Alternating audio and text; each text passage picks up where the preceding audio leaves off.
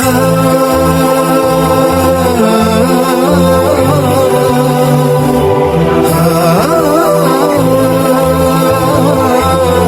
اللہ الرحمن الرحیم نحمدہ ونصلی ونسلم علی رسولنا الکریم اما بعد عن ابن عباس رضی اللہ عنہ قال قال رسول اللہ صلی اللہ علیہ وسلم اذا مررتم بریاض الجنة فارتعوا قیل یا رسول اللہ وما ریاض الجنہ قال مجالس العلم رواہ الطبرانی۔ حضرت عبداللہ ابن عباس رضی اللہ عنہما بیان فرماتے ہیں کہ حضور اکرم صلی اللہ علیہ وسلم نے فرمایا، جب تم جنت کے باغوں کے پاس سے گزرو تو وہاں بیٹھ کر اطمینان کے ساتھ کھایا پیا کرو۔ پوچھا گیا، اے اللہ کے رسول، جنت کے باغات کیا ہیں؟ آپ صلی اللہ علیہ وسلم نے فرمایا، علم کی مجلسیں۔ اس روایت میں اللہ کے نبی علیہ الصلاۃ والسلام نے علم کی مجلسوں میں بیٹھنے اور اس سے استفادہ کرنے کی ترغیب دی ہے، اور اس کو جنت کی چراگاہیں فرمایا۔ علم انسان کی ایک ضرورت ہے، اور بغیر علم کے انسان اور حیوان دونوں برابر ہیں۔ انسان جس وقت میں علم حاصل کرتا ہے تو پھر وہ انسان بنتا ہے، حیوانیت کے درجے سے آگے بڑھ کر وہ انسان بنتا ہے۔ پھر اس کا علم جتنا آگے بڑھتا چلا جاتا ہے، پھر وہ علم کا کمال اس کو انسانیت کا کمال بھی عطا کرتا ہے، اور پھر ایمان کا کمال بھی اس کو ملتا ہے۔ اور جس کا علم ناقص رہتا ہے، نامکمل رہتا ہے، جہالت جس کے اندر زیادہ ہوتی ہے، تو وہ پھر انسانیت کی بھی تکمیل نہیں کرتا، اور پھر ایمان کے درجات کی بھی تکمیل نہیں کرتا۔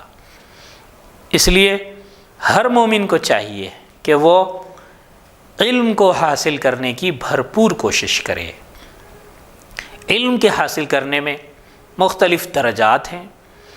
ایک درجہ تو یہ ہے کہ جو ہر عام مسلمان کے لیے، ہر مومن کے لیے واجب اور لازمی اور ضروری ہے، وہ یہ ہے کہ ہر مسلمان کو حلال اور حرام کا مکمل علم حاصل ہو جائے، اور اس کو معلوم ہو کہ کیا چیز اللہ نے حلال کی ہے میرے لیے، اس کو یہ پتہ چلے کہ کون سی چیز اللہ نے میرے لیے حرام کی ہے، تاکہ وہ زندگی میں حلال کو جان کر اختیار کرے اور حرام کو جان کر کے اس سے دور رہ جائے اور بچے۔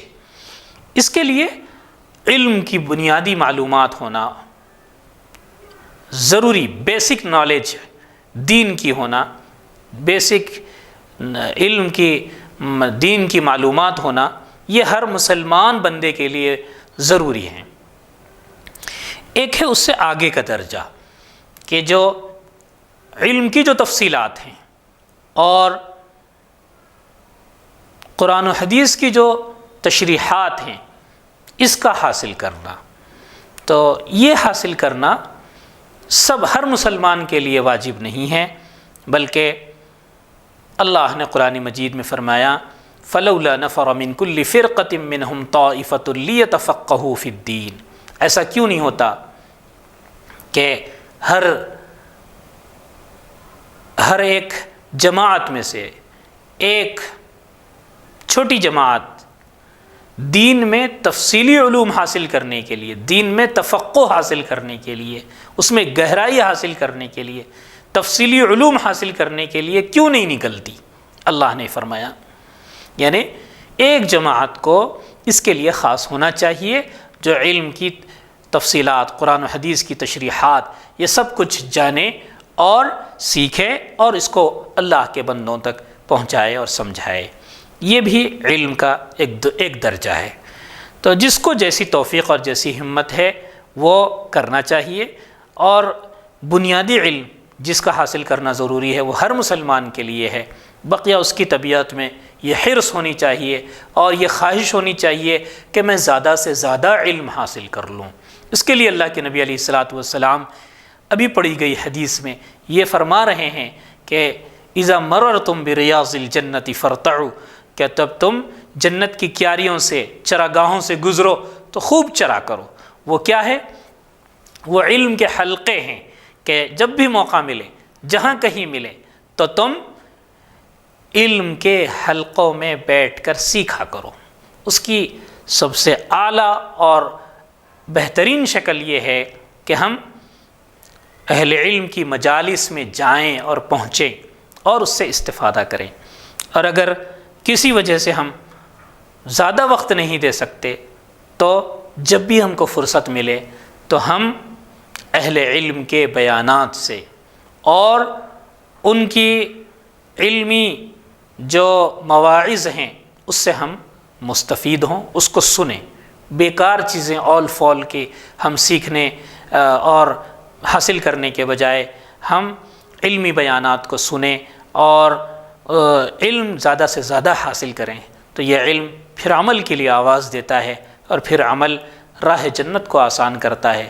اللہ تعالی ہم سب کو توفیق دے کہ ہم علم کے حریص بن جائیں اور علم کے شائخ بن جائیں، اور پھر یہ حرص اور شوق ہم کو ایک کامل اور مکمل مومن بنا دے۔ آمین وآخر دعوانا ان الحمد للہ رب العالمین۔